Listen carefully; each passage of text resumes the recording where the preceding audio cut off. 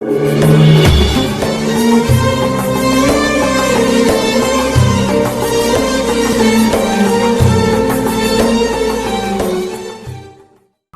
mau tanya sebentar, Nabi itu orang kaya atau orang miskin?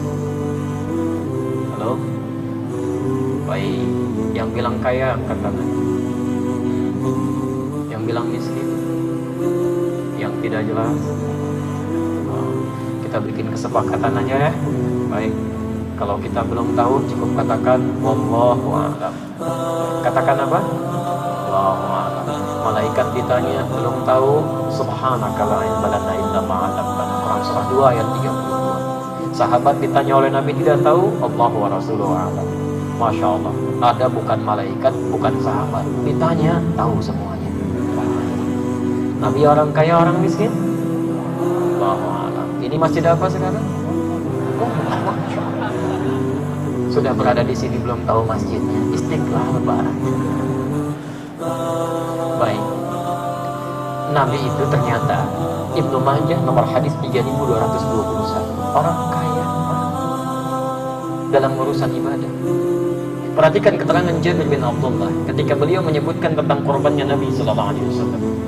Ra'aitu Rasulullah sallallahu alaihi wasallam, saya sering kali melihat Rasulullah sallallahu alaihi wasallam hina yadhbah, saat beliau akan menyembelih hewan korban, aqbal al-qiblah, dihadapkan semua hewannya ke kiblat. Berapa jumlahnya? 100 ekor. 100 ekor. Setiap kali akan menyembelih 100 ekor. Lalu bagaimana cara menyembelihnya? Sebelum disembelih, qala, beliau kemudian mengatakan, lihat kalimatnya, betapa pedulinya Nabi Muhammad sallallahu alaihi wasallam, tidak hanya dengan dirinya, tapi disebutkan orang-orang sekitarnya.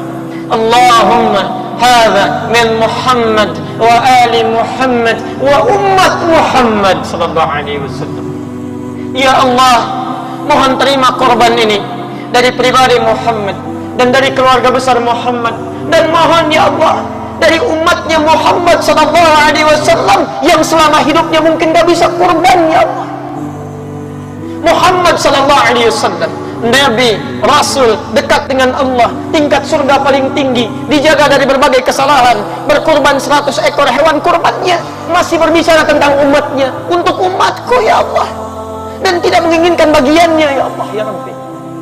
Muhammad sallallahu alaihi wasallam. Yang paling menarik, ada orang datang mengaku umatnya. Masya Allah, kurban cuma 1 ekor kambing, bukan Nabi, bukan Rasul, surga belum jelas sampai dengan pagi ini. Amalan berantakan, hisab masih menegangkan, masih rebutan pahanya. Nabi saja yang jelas surganya masih menyebut umatnya. Umatku ya Allah. Hadirin, satu kisah kemudian beliau datang ke Taif. Tiba-tiba berdakwah dilempari sampai keluar darah di keningnya.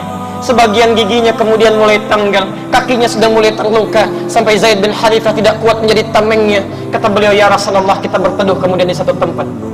Saat berteduh dalam naungan pohon, tiba-tiba turun malaikatul jabal, malaikat penjaga 2 gunung, sampai mengatakan, ya Rasulullah. Saking merasakannya penderitaan Rasulullah sallallahu alaihi wasallam, malaikat turun sampai mengatakan, ya Rasulullah, angkat tanganmu, mud yadaika ila sama, angkat tanganmu ke langit, is'alullah, mohonkan kepada Allah supaya saya angkat 2 bukit Taif untuk menghimpit manusia-manusia yang tidak punya sopan santun ini. Saya himpit mereka. Apa kata Nabi? La, mohon jangan angkat, fa innahum qaumun la ya'lamun, mereka cuma belum tahu saja.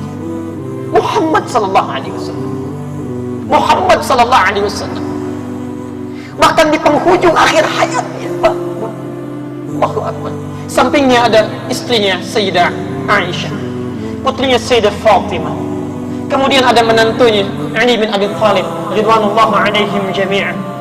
Tapi siapa yang disebutkan di dalam akhir kehidupannya? Fudail bin Abbas radhiyallahu ta'ala anhuma membawakan air wudunya Nabi sallallahu alaihi wasallam dalam hadis riwayat Al-Bukhari.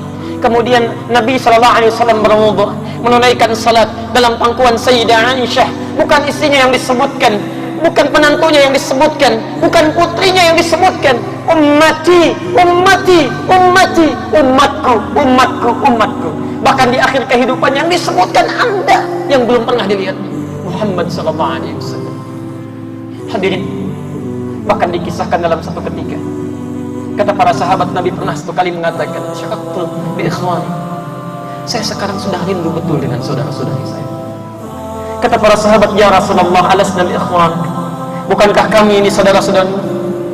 Kata Nabi, lastum bi ikhwani, kalian bukan saudara-saudari saya, walakinnakum ashabi, tapi kalian sahabat-sahabat saya. Ikhwani humul ladzina lam yarawni walakinnahum amanu bi.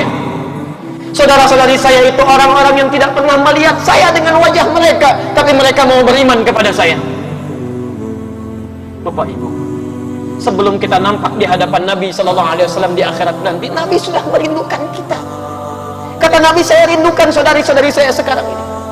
Bahkan dalam suatu riwayat, walaupun validitasnya belum digali dengan seutuhnya, itu masa akhir sakaratul mautnya, ketika malaikat datang hendak menjemput nyawanya.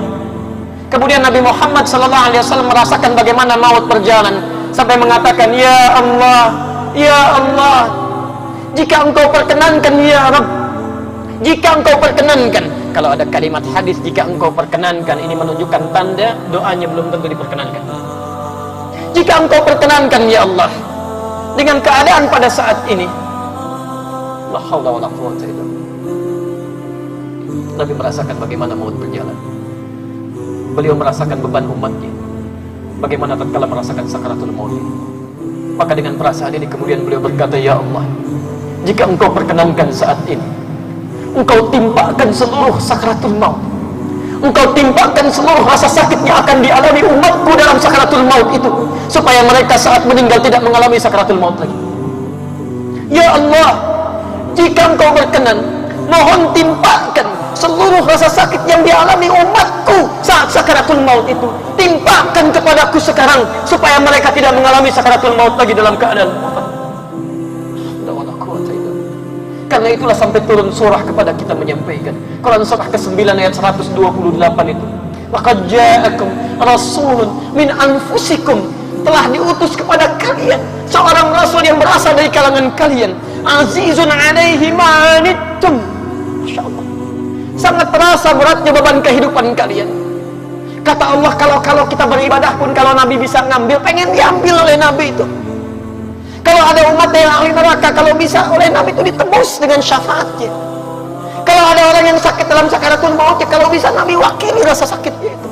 Harisun alaikum, begitu peduli dengan kalian. Bil mu'minina raufur rahim, dengan orang-orang beriman itu sangat kasihnya luar biasa.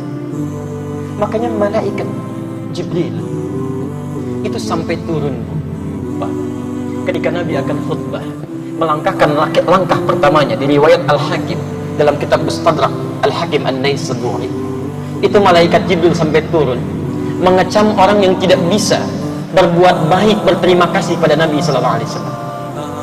Perhatikan, kita tidak bisa membalas jasa Nabi, tapi setidaknya kata malaikat kita bisa bersalawat kepada Nabi SAW.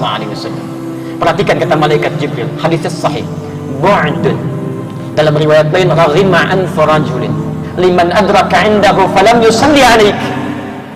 Muhammad, sungguh keterlaluan ini, sungguh celaka, keterlaluan kalau ada umatmu disebutkan namamu di sampingnya tidak mau bersalawat kepadamu. Tidak bisa kita membalas bakti Nabi SAW, jasa beliau kepada kita. Kata malaikat, paling minimal ketika disebutkan nama Muhammad, maka bersalawatlah kepadanya. Sallu ala nabi, Allahumma salli wa sallim.